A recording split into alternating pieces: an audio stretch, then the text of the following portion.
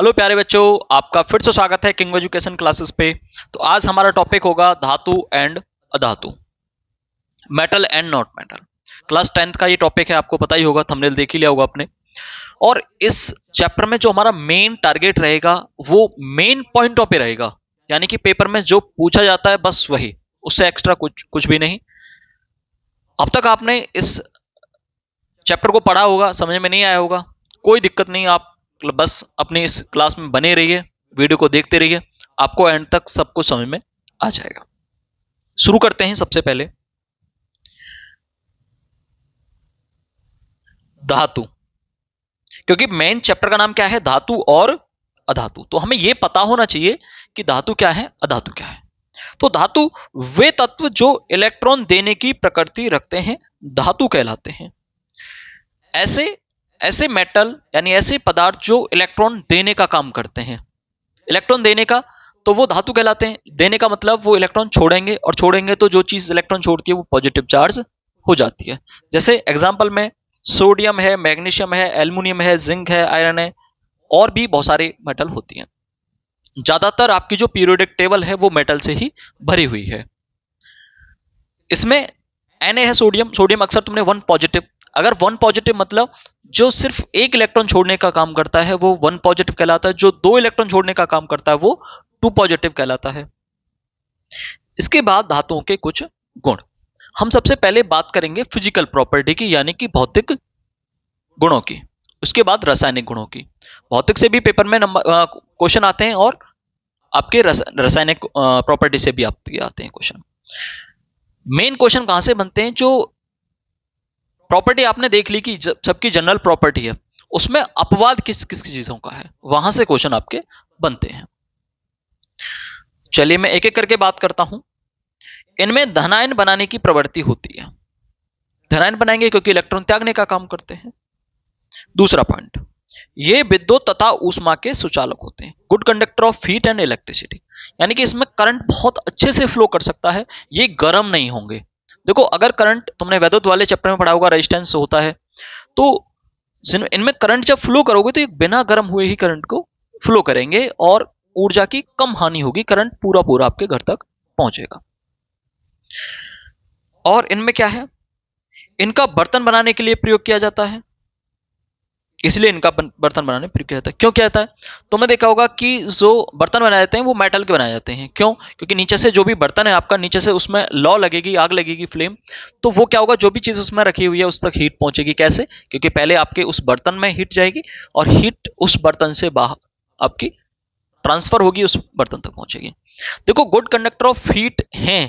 इसका एक और एग्जाम्पल आपको मैं अगर बताऊं कि लोहे की एक बेंच है और एक लकड़ी की बेंच है, और बाहर सर्दी इस समय पड़ी हुई है, और बाहर आप उसे रख देते हैं, तो किसमें आप जब बैठते हैं उस पे, तो कौन सी ज्यादा ठंडी लगेगी आपको, तो आपका आंसर होगा कि सर लोहे वाली।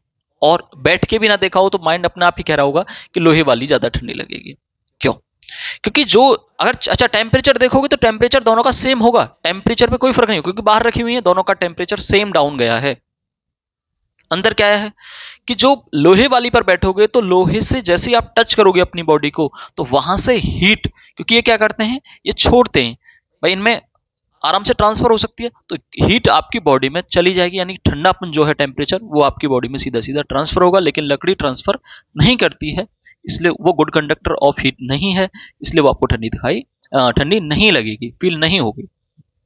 दूसरा, चांदी और कॉपर ऊष्मा के सबसे अच्छे सुचालक हैं। जो चांदी और कॉपर हैं वो आपके बेहतर हैं। अगर क्वेश्चन आता है सबसे अच्छा बिजली का, विद्युत का सबसे अच्छा सुचालक है, तो वो आपका चांदी है, लेकिन चांदी के वायर नहीं बनाए जा सकते, हम अक्सर देखते हैं। तो दूसरे नंबर पे आता है फिर कॉपर। कॉपर बहुत अच्छा चालक है, इसलिए तुमने वायर कॉपर के बने देखे होंगे, और अक्सर आप वायर जो मांगते हो वो कॉपर के ही दुकानदार से मांगते हो। तीसरा पॉइंट, ये तन्य होते हैं। तन्य का मतलब क्या है, ये प्रॉपर्टी है। तन्य, ध्यान रखोगे कि तन्य से क्या बोलना चाह रहा है वो।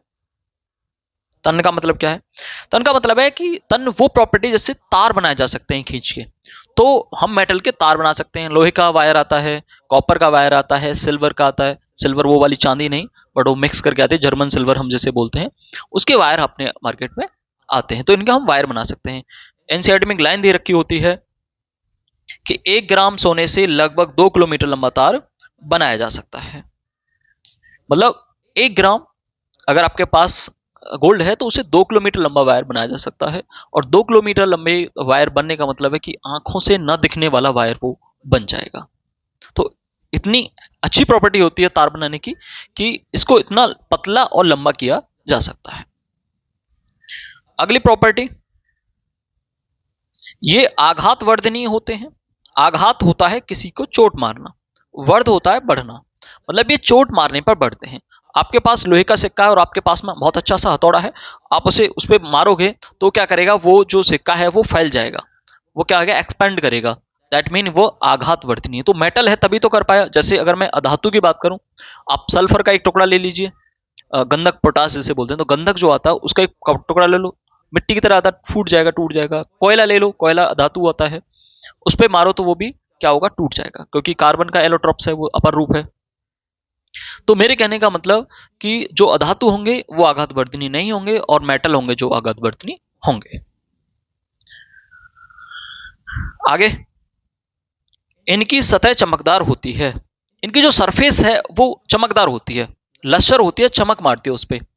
और कोई भी मेटल ले आओ मार्केट से, तुम लोहा की बात करो तो लोहा जब नया नया आता है तब उसमें बहुत अच्छी चमक होती है, लेकिन वो ऑक्सीडाइज हो जाता है और वो जंग उस पर लग जाती है, बाद में वो लश्कर नहीं रहता है। गोल्ड आता है, गोल्ड पे भी बाद में लेयर लगती है।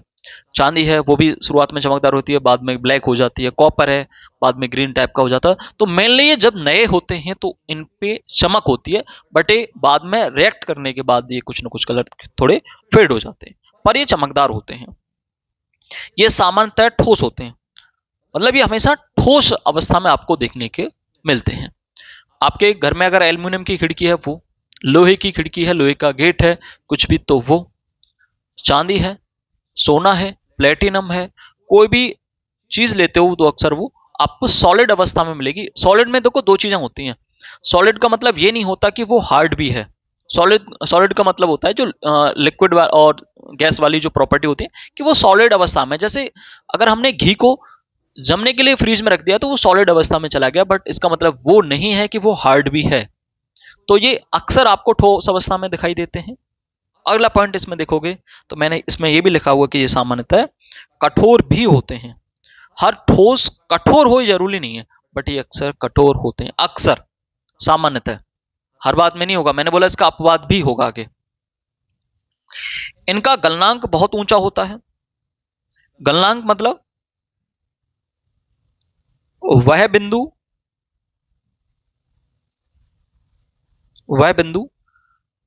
जिस पर पदार्थ गलना शुरू हो जाए। गलना मतलब पिघलना।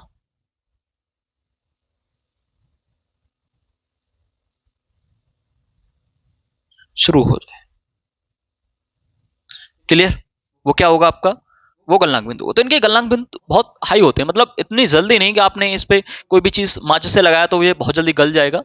जैसे आयरन की रॉड है तो आप उसे गर्म करो तो गर्म हो जाएगी, बट वो पिघलेगी नहीं। पिघलने के लिए लगभग लोहे के लिए 1600 डिग्री सेल्सियस के आसपास टेम्परेचर चाहिए होता है। तो गलनांक बहुत ज्यादा है, 1600 तक जाओगे तब जाके वो गलेगा, लेकिन इसके भी एक्सेप्शन अपवाद मिलेंगे आपको। ये ध्वनिक एवं सोनोरस होते हैं। ध्वनिक सोनोरस क्या मतलब क्या है? ध्वनिक या सोनोरस एक ही बात है, सोनोरस इंग्लिश वर्ड है। ध्वनिक मतलब इनको चोट मारेंगे तो ये ध्वनि पैदा करते हैं। इसका एग्जांपल आप अपने स्कूल में देखते हैं कि स्कूल में शायद आज मॉडर्न स्कूलों में अलग तरह की बेल आ गई है, इलेक्ट्रिक बेल है, बट उसमें क्या होता था, एक घंटा लगा हुआ है और एक दूसरी चीज से, लोहे वाली से, उस पर बच्चा क्या करता है, स्टिक करता है, उस पर मारता है तो वो ध्वनि पैदा करता है। तो अगर ये नॉन मेटल में देखोगे तो ऐसा देखने के लिए नहीं मिलेगा, मेटल में ऐसा देखने के लिए मिलता है। तो ये इसके कुछ पॉइंट रहे जो जनरली थे, लेकिन इससे में अपवाद जहां से क्वेश्चन बनते हैं। वीडियो देखो लंबा हो सकता है लेकिन समझाना बहुत जरूरी है। क्या क्या है देखो, उदाहरण में सबसे पहली बात करूंगा, ये तो आयरन, कॉपर, सोडियम, एल्यूमिनियम मैंने शुरुआत में लिखे हुए थे, ये बहुत सारे एग्जांपल हमें दिखाई देते हैं।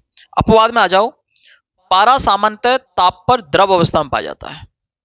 ये वाला मेन पॉइंट है, ये और ये।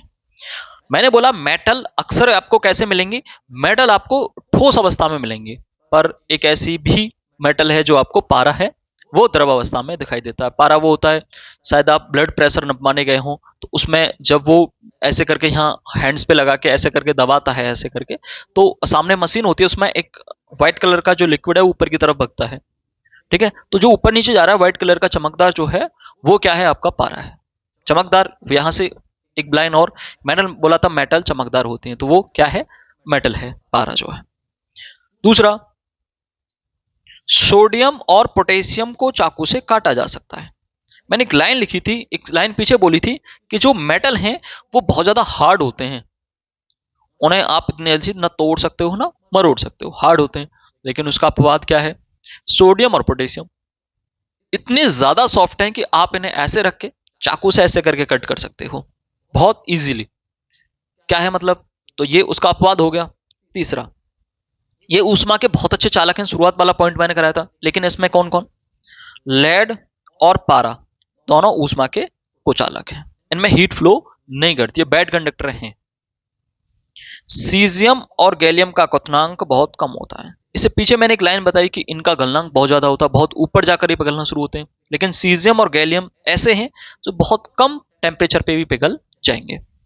कितना कम टेम्परेचर, मैं अगर आपसे बोलूं कि अगर आपके हाथ पे भी हम उसे रख दें सीजियम और गैलियम को, तो आपकी बॉडी टेम्परेचर से भी वो मेल्ट होना शुरू हो जाएगा, सीजियम और गैलियम। क्वेश्चन बनते हैं यहां से। तीसरा, लेड विद्युत का कुचालक है। हम बोलते हैं कि सब में होकर बिजली फ्लो कर जाती है, सब मेटल में होके, पर लेड में होके करंट फ्लो नहीं कर सकता। आगे अब हम स्टार्ट करते हैं अधातु कि अधातु क्या है। ये सामान्यतः विद्युत तथा ऊष्मा के कुचालक होते हैं। अच्छा, हम अधातु की डेफिनेशन नहीं बता रहे, फिजिकल प्रॉपर्टी बता रहे हैं कि क्या क्या चीज है। इनमें ऋणायन बनाने की प्रवृत्ति होती है। अगर हम इसकी डेफिनेशन की बात करें तो इसमें ऋणायन बनाने की प्रॉपर्टी होती है। अच्छा, ये सामान्यतः विद्युत तथा ऊष्मा के कुचालक हैं। इनमें ये जस्ट अपोजिट हैं आपके मेटल के, इनमें करंट फ्लो नहीं करता। ये तने नहीं होते, मतलब इनके तार नहीं बनाए जा सकते। कार्बन, सल्फर, क्लोरीन, क्लोरीन खुद में गैस है, तो इनके आप कैसे, सल्फर है, इनके तार हम नहीं बना सकते। ये भंगुर होते हैं। भंगुर होता है किसी चीज को टूट जाना, जैसे खड़िया देखिए आपने, कैल्शियम की होती है, वो टूट जाती है। आपकी मिट्टी का आप कुछ भी बना लो वो टूट जाएगा, ब्रिटल होता है, टूट जाते हैं। ये चोट मारेंगे तो बढ़ेंगे नहीं, टूट जाएंगे। जैसे ईंट है आपके पास, उसमें चोट मारते हैं तो वो टूट जाती है, भंगुर होती है। ये चमकदार नहीं होते, इनमें कोई भी आपको चमकदार जैसा कोई भी गुण दिखाई नहीं देता। इनमें ऋणायन बनाने की प्रवृत्ति होती है, ये इसको डेफिनेशन बतौर भी आप लिख सकते हैं। अच्छा, मैंने बोला था वो अक्सर तुम्हें ठोस अवस्था में दिखाई देते हैं, लेकिन अधातु आपको तीनों अवस्थाओं में मिल सकते हैं, ठोस, द्रव, गैस, तीनों अवस्थाओं में पाए जाते हैं। कौन कौन से हैं, देखो अगर मैं बात करूं, ये सामान्य कठोर नहीं होते। अगर जैसे मैं बात करूं अलग अलग, एक तुम्हें ऑप्शन दूं तो क्लोरीन गैस बता दी मैंने तुम्हें, कार्बन जो होता है वो सॉलिड फॉर्म में बता दिया मैंने तुम्हें, सल्फर सॉलिड फॉर्म में बता दिया तुम्हें, लिक्विड फॉर्म में ब्रोमीन हो गई, मैंने लिखा जरूर होगा। Carbon, sulphur, iodine, oxygen, hydrogen, bromine, कई सारे एग्जांपल ये आपके अधातु के हो गए। अपवाद में पहला अपवाद बात करें, मैंने बोला ये तीनों अवस्थाओं में है। अच्छा अच्छा अच्छा अच्छा, इसमें तो कुछ भी नहीं है, ये अपवाद में नहीं आएगा, ये आपके पॉइंट में आ जाएगा, अपवाद में ना होके याद करने के पॉइंट में आ जाएगा। ना कैसे नहीं, ऐसे। ब्रोमीन लिक्विड अवस्था में पाया जाता है। भाई तीनों अवस्थाओं में तो पाई जा रहे हैं, पर मैं वो बताना चाह रहा हूं, क्वेश्चन पूछेगा ऐसी कौन सी धातु है जो द्रव अवस्था में पाई जाती है, तो ऐसी धातु है आपकी ब्रोमीन, ठीक है। दूसरा, हमने बोला ये जनरली चमकदार नहीं होते, लेकिन आयोडीन चमकदार होता है। तीसरा, कार्बन का, ये मैंने बोला हार्ड नहीं होते, कार्बन का अपर रूप ग्रेफाइट, सॉरी इनमें करंट फ्लो नहीं कर सकता, तो कार्बन का अपर रूप ग्रेफाइट है जिसमें विद्युत सुचालक हो सकती है। कौन है, ग्रेफाइट, इसमें से करंट फ्लो हो जाएगा। ग्रेफाइट का क्या क्या बना होता है, ग्रेफाइट की आपकी जो पेंसिल आती है उसके अंदर जो ब्लैक कलर की जो वो पड़ी रहती है, उसमें क्या बोल सकता हूं उसको, एक पता नहीं क्या नाम ले सकता हूँ उसे, मैं खुद बोल रहा हूँ। मतलब उसमें पेंसिल में हाँ उसमें निब होती है जो, वो किसकी होती है, आपकी ग्रेफाइट की होती है। तीसरा है कार्बन का अपर रूप, मतलब कार्बन का ही एक रूप है हीरा, ये बहुत कठोर होता है, क्योंकि मैंने बोला था ये जनरली कठोर नहीं होते। चलिए कुछ आगे की बातें, अब ये मेन याद रखने वाली बातें हैं, मेन याद रखने वाली। अधिकांश अधातुएं ऑक्साइड प्रदान करती हैं जो जल में घुलकर अम्ल बनाते हैं। याद रखेंगे कौन, अधातुएं ऑक्साइड बनाती हैं अक्सर, यानी कि अधातु ऑक्साइड कैसे होते हैं, अम्लीय प्रकृति के होते हैं। मैं एक बात लिख देता हूं, अधातु ऑक्साइड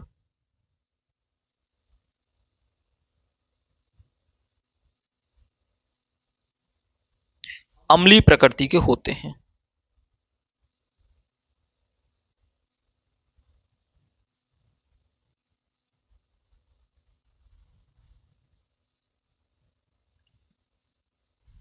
ओके, ये अम्लीय प्रकृति के होते हैं।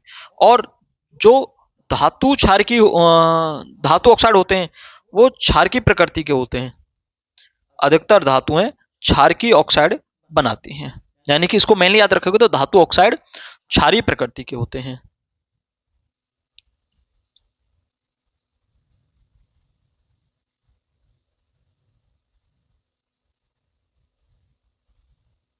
धातु ऑक्साइड क्षारीय प्रकृति के, अम्ल बेस वाला आपने चैप्टर पढ़ा होगा, क्षारीय प्रकृति के होते हैं।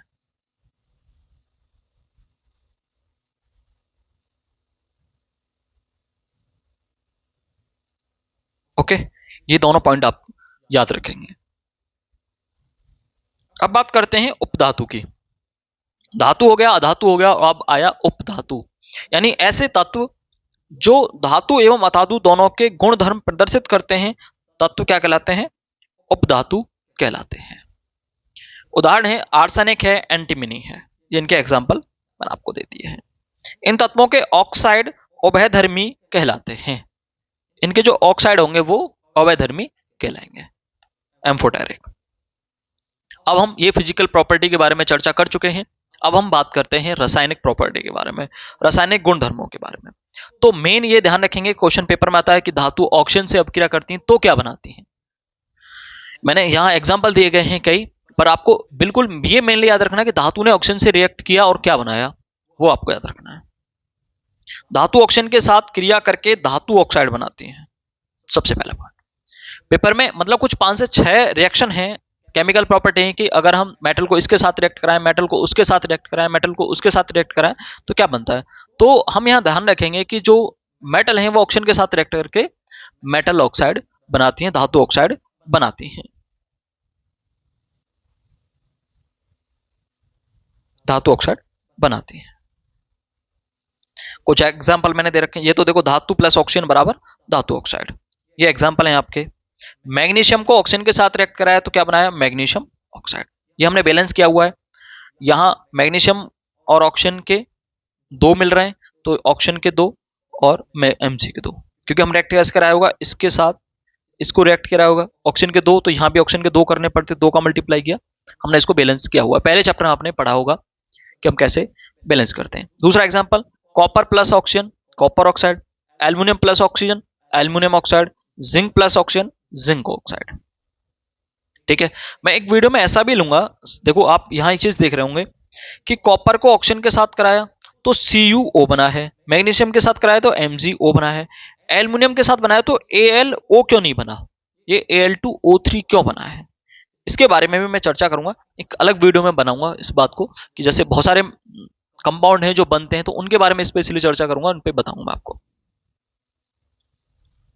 अब आइए आगे, ये मेन है एल्युमिनियम ऑक्साइड, जिंक ऑक्साइड, ऐसे धातु ऑक्साइड हैं जो अम्लीय तथा क्षारीय दोनों प्रकार का व्यवहार प्रदर्शित करते हैं और उभयधर्मी ऑक्साइड कहलाते हैं। डेफिनेशन, ऐसे उभयधर्मी ऑक्साइड क्या होते हैं, डेफिनेशन अलग है। ऐसे ऑक्साइड जो अम्लीय तथा क्षारीय प्रकृति दोनों प्रदर्शित करते हैं आपके उभयधर्मी ऑक्साइड कहलाते हैं। कौन कौन से, अच्छा मेटल जो होती हैं अक्सर, मेटल मैंने पीछे बात करी थी, तो मेटल क्षारीय प्रकृति की होती हैं मेटल ऑक्साइड, याद रखेंगे। मेटल ऑक्साइड जनरली क्षारीय प्रकृति की होती हैं, लेकिन ये अपवाद में है एल्युमिनियम ऑक्साइड और जिंक ऑक्साइड। आपके एनसीईआरटी में दिया हुआ इतना ही, इससे ज्यादा नहीं। एल्युमिनियम ऑक्साइड और जिंक ऑक्साइड जो सिर्फ कैसे होते हैं, जो दोनों तरह की प्रॉपर्टी शो करते हैं, अम्लीय और क्षारीय। अगर अम्ल के साथ रिएक्ट करेंगे तो क्षार बन जाएंगे, और क्षार के साथ रिएक्ट करेंगे तो अम्ल बन जाएंगे। देखो मैंने एग्जांपल लिया हुआ, ये अम्ल तथा क्षार दोनों के साथ अपक्रिया करके लवण तथा जल बनाते हैं। तुमने उस पीछे वाले चैप्टर में पढ़ा होगा अम्ल, क्षार और लवण वाले में, कि एसिड, एसिड यानी कि, अच्छा इसको हिंदी में लिखते हैं, अम्ल प्लस क्षार बराबर लवण प्लस जल, ये बनता है। तो यहां हमने ये लिया aluminium oxide plus HCl hydrochloric अम्ल हो गया, तो ये अम्ल हुआ और हमें मिल रहा है यहां बेस और ये जल। तो इसका मतलब इसने कैसी प्रॉपर्टी शो की है, क्षार जैसी प्रॉपर्टी शो की है। ठीक है, एल्युमिनियम ऑक्साइड और NaOH ये क्या है, एक बेस है, तो यहां इसने अम्ल जैसी प्रॉपर्टी शो की है। और ये है NaAlO2 सोडियम एल्युमिनेट, ठीक है। और ये क्या है, ऑक्सीजन आपका हाइड्रोजन ऑक्साइड, यानी जल बन रहा है आपका। ये मेन याद रखने वाली बातें हैं।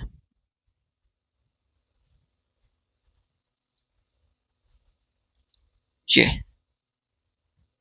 ठीक है। अधिकांश धातु जल में अघुलनशील होती हैं।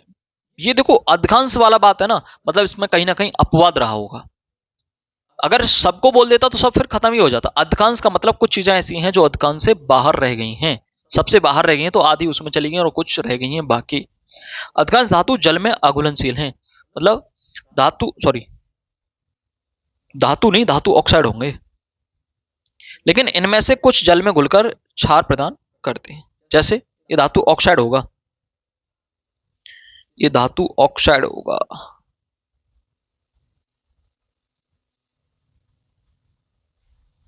धातु ऑक्साइड जल में अघुलनशील है।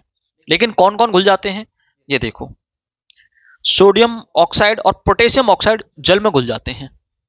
क्यों घुल जाते हैं ये भी देख लो। देखो Na2O H2O जल के साथ रिएक्ट करा है तो क्या बना है, NaOH। बट इससे पहले यह क्या हुआ है, ये Na2O है ना, ये कैसा है, कैसी प्रकृति का है, धातु क्या बनाती है, क्षारीय प्रकृति बनाती है।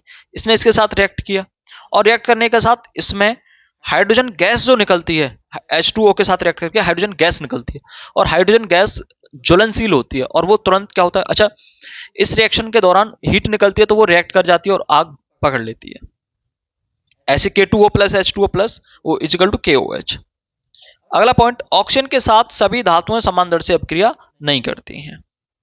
भाई सभी धातुएं अलग अलग तरह से अपक्रिया करती हैं, कोई ज्यादा करती है तो कोई कम करती है। सोडियम और पोटेशियम बहुत तेजी से क्रिया करती हैं, इनको खुले में छोड़ देने पर ये आग पकड़ लेती हैं।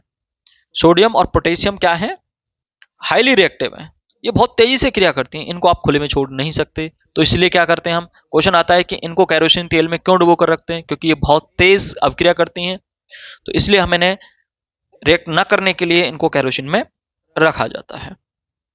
अगला पॉइंट, बस आपको ये याद ही करना है, और क्वेश्चन देख लेना पेपर का, फिर से उठा लेना। एक क्वेश्चन अगर बाहर निकल जाए तो मुझसे कह देना। मैग्नीशियम, एल्युमिनियम, जिंक, लेड आदि धातुओं पर ऑक्साइड की परत चढ़ जाती है जो इन्हें पुनः ऑक्सीकरण होने से बचाती है। मतलब इनको बार बार, जो एक बार परत चढ़ जाती है तो फिर ये खराब नहीं होते, इन पे जंग नहीं लगती। जंग मतलब ये संक्षारण नहीं होगा इनका, मेन बोल सकता हूं, संक्षारण नहीं होगा, जंग बोलना सही नहीं है, संक्षारण नहीं होगा। मैग्नीशियम है, एल्युमिनियम है, जिंक, लेड आदि धातुओं पर ऑक्साइड की परत चढ़ जाती है, ऑक्साइड की परत चढ़ जाती है जो इन्हें पुनः ऑक्सीकरण होने से बचाती है। मतलब फिर ये खराब नहीं होते हैं, बस एक बार परत चढ़ गई फिर ये खराब नहीं होंगे। इसीलिए अब क्वेश्चन यहां से फिर देखो, मैंने एक क्वेश्चन लिया है, इसलिए मैग्नीशियम रिबन को जलाने से पहले रेगमाल से घिसा जाता है। क्वेश्चन आता है कि मैग्नीशियम रिबन को जलाने से पहले क्यों सैंडपेपर से घिसा जाता है? इसलिए घिसा जाता है क्योंकि उस पर पहले से मैग्नीशियम ऑक्साइड की परत चढ़ी होती है जो उसे आगे ऑक्सीजन से रिएक्ट करने नहीं देती है, वो उसे जलने नहीं देती है। हम क्या करते हैं कि उस पर उसे घिस देंगे, वो फिर मैग्नीशियम ऑक्साइड की परत हट जाएगी और फिर सिर्फ बचेगा मैग्नीशियम जो आग के साथ रिएक्ट ऑक्सीजन के साथ रिएक्ट करके जल जाएगा। आगे, गर्म करने पर आयरन का दहन तो नहीं होता लेकिन बर्नर की ज्वाला में लौह चूर्ण जल जाता है। देखो लोहा सॉलिड नहीं जलेगा, उसका आपने बुरादा बना हुआ है, चूर्ण बनाया हुआ है, और बर्नर में आप उसे डालते हो तो वो तेज जलता है। पूछता क्वेश्चन आता है कि कौन सा पदार्थ का चूर्ण बर्नर में जलता है। इस तरह से क्वेश्चन मिलेगा तो आप उसका टिक कर दोगे। कॉपर का दहन नहीं होता लेकिन कॉपर ऑक्साइड की काले रंग की परत चढ़ जाती है। कॉपर ऑक्साइड पे क्या होगा? ब्लैक कलर की परत चढ़ जाएगी। अच्छा, बात करें हम फिर सिल्वर गोल्ड अत्यधिक दाब पर भी ऑक्सीजन और के साथ अभिक्रिया नहीं करते हैं। कौन कौन? सिल्वर और गोल्ड। ये कितना भी हाई टेम्परेचर हो फिर भी ये रिएक्ट नहीं करते हैं। देखो, sodium, potassium, sodium, calcium, magnesium, aluminium, zinc, iron, PB, lead, hydrogen, copper, पारा, ये सब कुछ दे रखा है। ये क्या है? ये मैंने वो चीज दे रखी है आपको कि कौन कौन सी हाईली रिएक्टिव है। देखो ये जो दो ऊपर वाली हैं तेज अपक्रियाशील धातु हैं।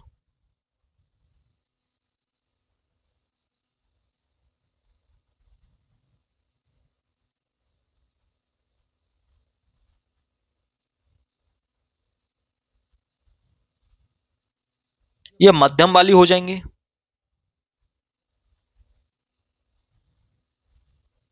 और नीचे वाली ये आपकी लेस रिएक्टिव है। हाइड्रोजन से जो नीचे है ये कैसी हैं? कम या ना के बराबर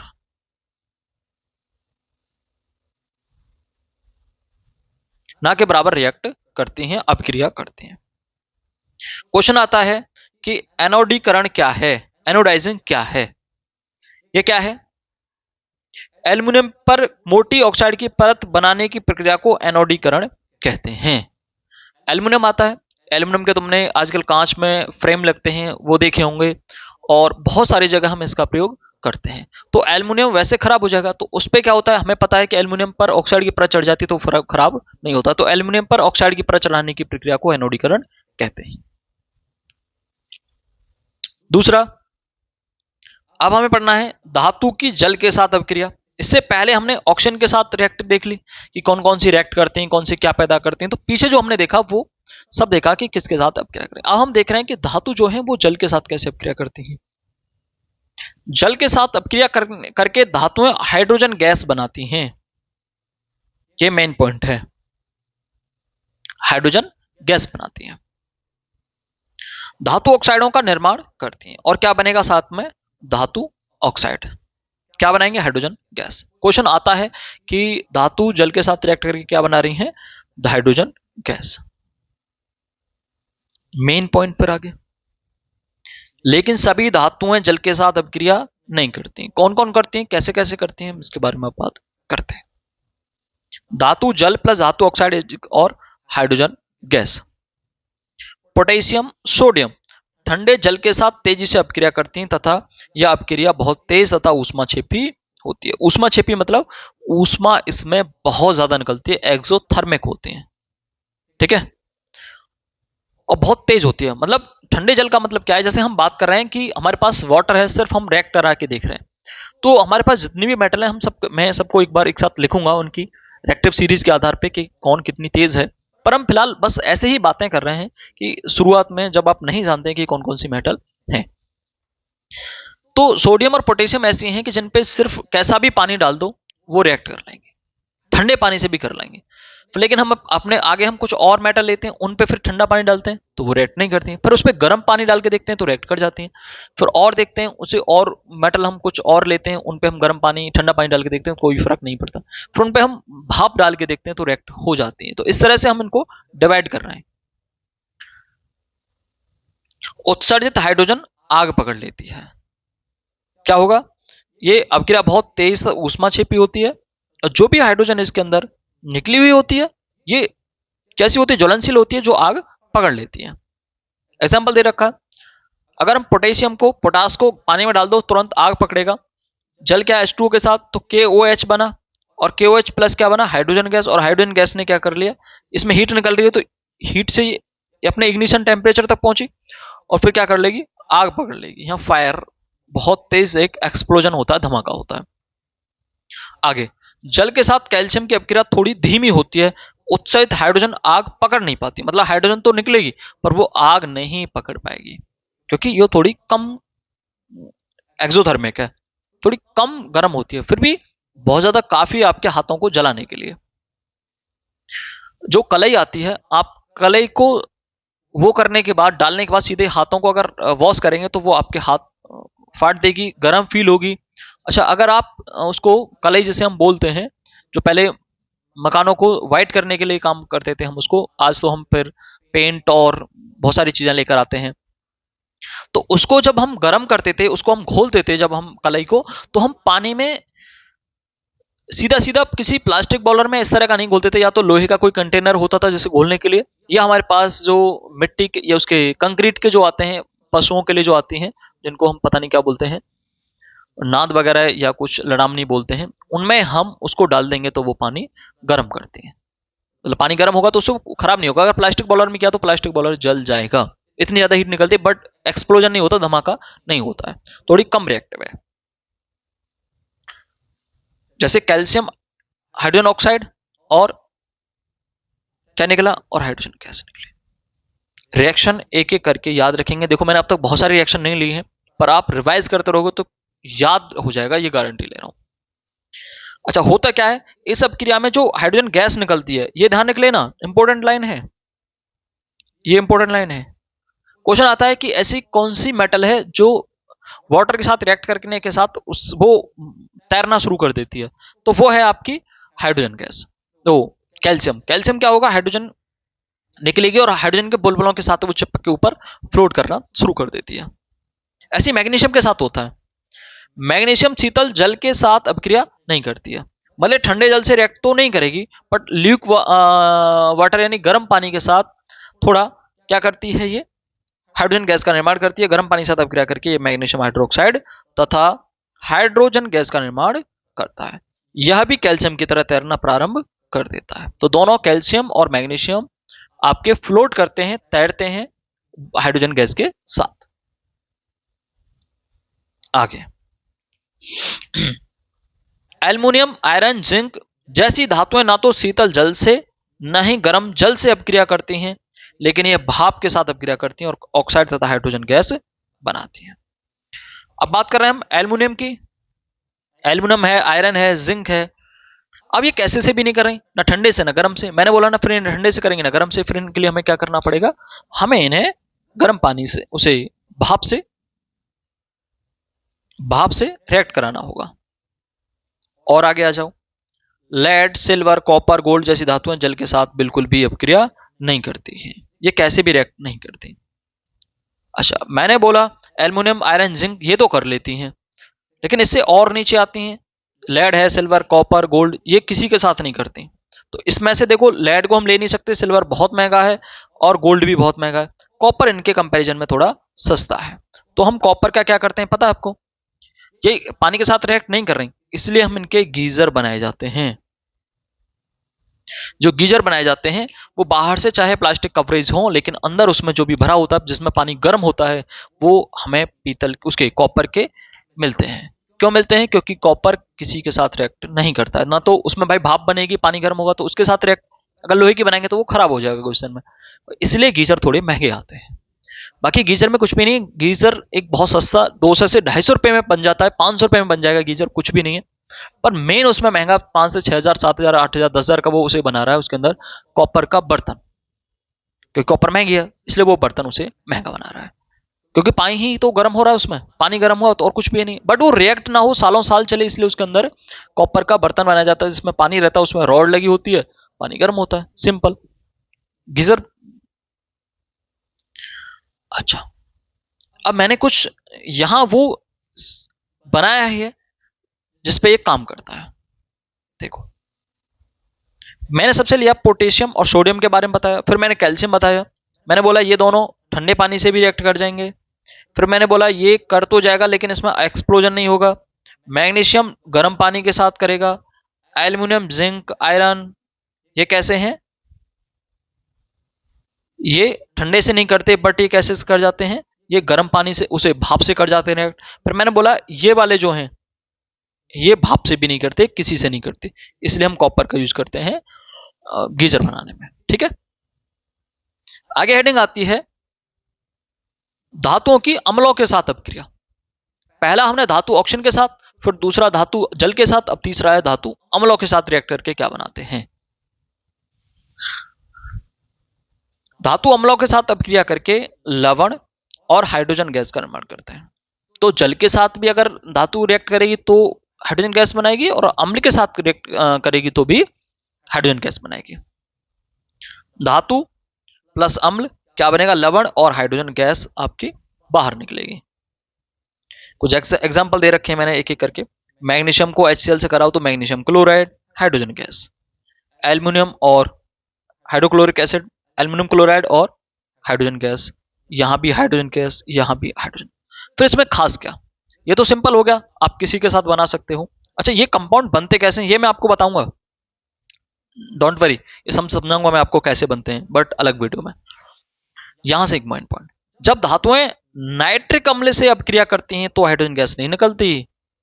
अब तक निकल रही थी, देखो हर कोई भी अम्ल से क्रिया कर रही है तो भी हाइड्रोजन गैस निकल रही है, लेकिन नाइट्रिक अम्ल एक ऐसा अम्ल है जिसके साथ रिएक्ट करने पर कोई भी वो हाइड्रोजन गैस उस समय नहीं निकलती। क्यों नहीं निकलती समझ लो, क्योंकि HNO3 प्रबल ऑक्सीकारक है जो हाइड्रोजन को ऑक्सीजन दे देता है, और हाइड्रोजन को ऑक्सीजन देने का मतलब पानी, जल बन जाता है, पर हाइड्रोजन गैस नहीं निकलती है। ऑक्सीकारक है, ऑक्सीजन प्रदान करता है, जो आपका HNO3 है, नाइट्रिक अम्ल है, वो ऑक्सीजन दे देता है दूसरे उसको, तो हाइड्रोजन निकली होगी, बट हाइड्रोजन को क्या मिल गया, ऑक्सीजन, और ऑक्सीजन से साथ रिएक्ट करके क्या बन गया, पानी। लेकिन मैग्नीशियम, मैग्नीज नाइट्रिक अम्ल के साथ अपक्रिया करके हाइड्रोजन गैस का निर्माण करते हैं। देखो ज्यादातर नहीं करते लेकिन कुछ करते हैं, यही तो इस चैप्टर का मेन वो है, फोकस है, कि कुछ होता है और कुछ नहीं होता। जो नहीं, जैसे जो सामान्यतः है उसमें से क्वेश्चन नहीं, जो सामान्य से हट के कि ये ऐसा नहीं होता है पर ये कर देता है, ये नहीं होता बट ये कर देता है, तो वो क्वेश्चन आपको पेपर में पूछा जाता है, क्योंकि बच्चा तो जनरली बातें याद रखता है। अच्छा, तो मैं इसका वो दिखाऊंगा, मेरे पास जैसे पिछले 15-16 साल के पेपर रखे हुए हैं, सबका मैं आपको सेट में से उनमें से क्वेश्चन निकालूंगा और स्क्रीन पे लगाऊंगा और आपको दिखाऊंगा कि कौन कौन से पेपर में क्वेश्चन पूछे गए हैं। वो आपको मैं कराऊंगा एक एक करके सॉल्व करके कि कौन कौन से क्वेश्चन पूछे गए हैं। आगे, हाइड्रोक्लोरिक अम्ल के साथ धातुओं का क्रम, कि कौन कैसे रिएक्ट करता है। तो मैग्नीशियम सबसे ज्यादा रिएक्ट करता है, एल्यूमिनियम कम रिएक्ट करता है, जिंक और कम, और आयरन और कम। मैग्नीशियम के साथ अधिक ऊष्मा निकलती है, क्योंकि जो सबसे ज्यादा रिएक्ट करता है उसी में ज्यादा ऊष्मा निकलती है। ये आपको पैटर्न आपको याद रखना पड़ेगा। अभी ये कॉपर पहले कौन सा, आप लास्ट में थोड़ा थोड़ा बढ़ते जाओगे तो आपको ये बहुत ज्यादा क्लियर होता चला जाएगा। फिर वापस से देखना वीडियो को, 2 में देख लेना या 1.5 में देख लेना, आप वहां फिर तेज करके देख सकते हैं, बहुत अच्छे से वीडियो समझ में आएगा। अगर पहले पढ़ रखा है तो चीजें फिर आपको ये सब चीजें दिमाग में हिट कर रही होंगी। एक्चुअल बता रहा हूं, हिट कर रही होंगी। अगर थोड़ा सा भी पढ़ रखा है, अगर नहीं पढ़ रखा है तो वापस से देखना इस वीडियो को, फिर समझ में आएगा। कॉपर तनु हाइड्रोक्लोरिक अम्ल के साथ अभिक्रिया नहीं करती है।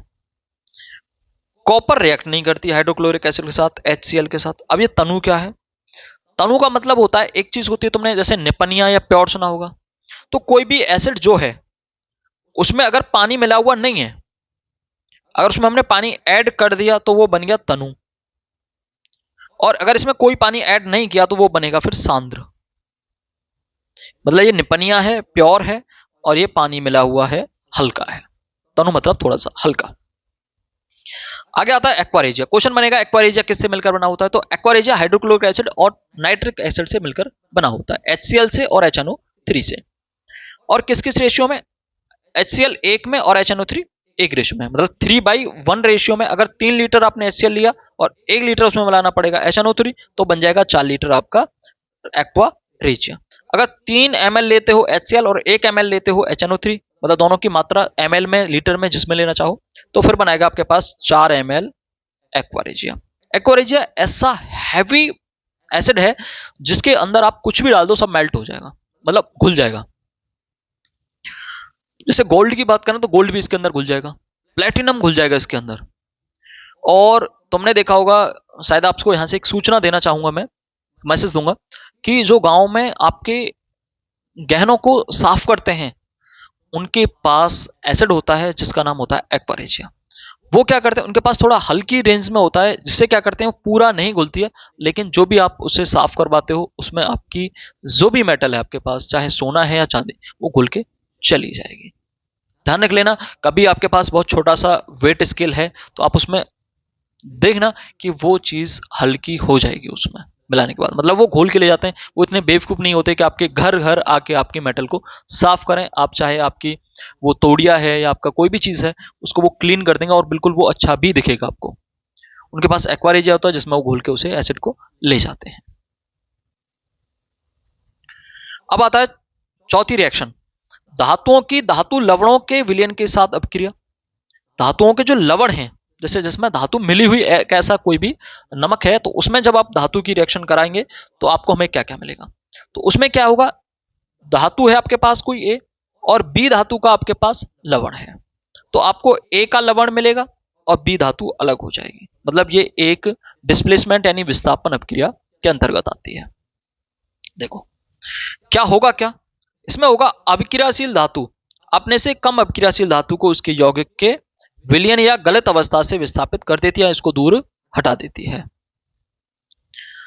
अब यहां से हम थोड़ा सा आपको समझने वाली बातें शुरू करते हैं। हम अब तक देख चुके हैं सभी धातुएं समान क्रियाशील नहीं होती, इसलिए अब हम सक्रियता श्रेणी के क्रम में, सक्रियता के क्रम में लिखेंगे। हमने अब तक देखा कि कौन किसके साथ, बहुत टीचर उसको पहले ही लेके रख देते हैं सक्रियता श्रेणी को, बाद में उसको समझाते हैं। मैंने शायद थोड़ा कम समय में आया हुआ, पहले मैंने उन जो भी आपने चीजें देखी हूं उनको पहले अलग अलग रखा है। आपने देखा है कि सोडियम बहुत तेज अपक्रिया कर रही है, विस्फोट हो सकता है, एक्सप्लोजन हो सकता है, कैल्शियम कम कर रही है और अदर कम कर रही है।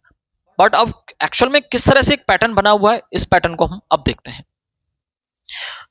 ये एनसीईआरटी से उठाया हुआ एक डायग्राम है जो मैं आपको यहां दिखा रहा हूं, और इसमें धातुओं की क्रियाशीलता को अवरोही क्रम में लिखा गया है। सबसे पहले सबसे अधिक, फिर घटती क्रियाशील में हमने इनको लिखा है। क्या है, सबसे ऊपर आती है potash, sodium, calcium, magnesium, aluminium, zinc, ferrous, PB, lead, hydrogen, copper, HG पारा, एचजी सिल्वर, एयू गोल्ड। इसको याद रखने की ट्रिक दे रखी क्या मैंने, नहीं दे रखी। चलो इसे याद रखने की मैं ट्रिक बताता हूं जिससे आप इसे याद रख पाओगे। ठीक है, कौन कितना ज्यादा क्रियाशील है आप याद कैसे रखोगे, जिन्होंने पहले पढ़ रखी है स्किप करके आगे बढ़िए, बट वो समझिए जिन्होंने पहले नहीं पढ़ा है। तो मैं इसमें ट्रिक दे रहा हूं आपको। K4 केदार, शायद ये कलर आपको दिखाई नहीं दे रहा, K4 केदार। बहुत सारी ट्रिक है इसके, कोई किसी से कराता है, कोई पता नहीं किस किस से इसकी ट्रिक बनी हुई है। N4 नाथ, CF4 का, Mg4 माली, A4 आलू, Zn4 जरा, Fe4 फीके। अच्छा इसमें SN और आता है बीच में, बट एनसीईआरटी में नहीं दे रखा है, कोई नहीं, टिन बोलते हैं। फीके से PV4 पकाता है, CU4 कौन है, कौन है, एजी मतलब है, आगे एजी, आगे एयू मतलब आओ, कौन है, आगे आओ। ये याद रखने का एक ट्रिक है, थोड़ा सा याद रखेंगे कि केदारनाथ का माली आलू जरा फीके से पकाता है, कौन है, आगे आओ। इसे आप याद रखेंगे कौन किसको डिनोट कर रहा है, उससे आपके दिमाग में एक पिक्चर बन जाएगी, आप तुरंत ही क्लिक कर लोगे, याद रहेगा। बाकी सीधे याद रखना थोड़ा सा मुश्किल है, नामुमकिन नहीं बट मुश्किल है। ये देखो एक क्वेश्चन मैंने एनसीईआरटी का कट करके यहां रखा हुआ है, आप समझो कि इससे बेस्ड, इसके आधार पे आप कैसे क्वेश्चन को सॉल्व कर पाओगे। इसमें है ABCD 4 धातुओं के नमूनों को लेकर, ये ABCD 4 धातुओं के नमूने हैं, निम्न विलयन में डाला गया है। ये आपके पास विलयन दिए गए, इनमें से प्राप्त परिणाम को निम्न प्रकार से सारणीबद्ध किया गया है। इस तरह से आपने, इसने एक डायग्राम बना के खुद आपको दिया है और नीचे आपसे क्वेश्चन के जवाब मांगे हैं यहां। ठीक है, पहला क्वेश्चन का जवाब क्या कह रहा है, सबसे अधिक अपक्रियाशील धातु कौन सी है, ए है, बी है, सी है, डी है। पहले ये देखते हैं कौन कैसे क्या करना है। यहां देखो ये ए कोई धातु है, ये आयरन सल्फेट यानी यहां आयरन है Fe, इसके साथ तो रिएक्ट नहीं कर पाती, और रिएक्ट कब नहीं करती, नीचे वाली धातु देखो यहां जो है, नीचे वाली धातु ऊपर वाली धातु को नहीं हटा सकती, मतलब क्रिया नहीं कर सकती, पर ऊपर वाली नीचे वाली को अलग हटा सकती है। तो नीचे वाली ऊपर वाली को नहीं हटा सकती, मतलब क्रिया नहीं होगी, और ऊपर वाली नीचे वाली को हटा सकती है। तो यहां से ये देखेंगे कि ए जो है वो आयरन को हटा नहीं पा रही है, अपक्रियाशील नहीं कर पा रही है, मतलब आयरन कहां है, यहां, तो इससे कहीं नीचे है। ठीक है, अच्छा कॉपर को हटा दे रही है, तो कॉपर से कहीं यहां से ऊपर है, मतलब ये इनके बीच की कोई, अच्छा हाइड्रोजन नहीं आएगी, इनमें से कोई एक है, नाम नहीं पूछेगा बट आपसे, बट हम कह रहे हैं कि इनमें से कोई एक है। अच्छा जिंक के साथ कोई रिएक्शन, अच्छा यहां जिंक के साथ इसने खाली छोड़ दिया है, और सिल्वर नाइट्रेट के साथ खाली छोड़ दिया है।